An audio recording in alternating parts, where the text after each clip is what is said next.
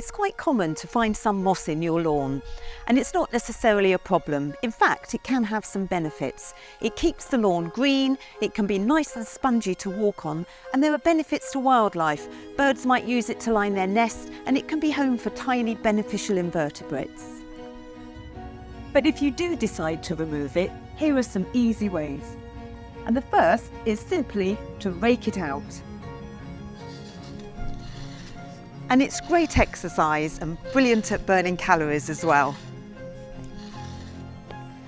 There are many reasons you can get moss in your lawn: very wet or compacted soil, a shady area, and also acidic soils.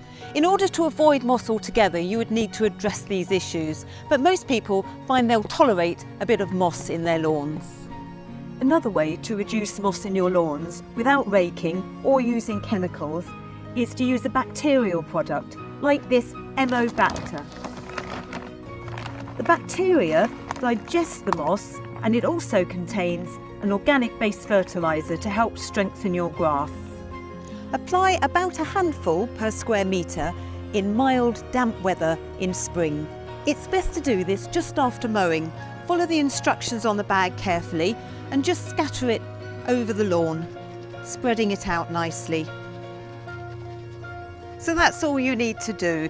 No need to rake it out. It will now digest the moss, maybe leaving just a little bit behind. Doing this in spring is a great way to get your lawn ready for summer. But don't forget, there's still more moss removal you could do in the autumn.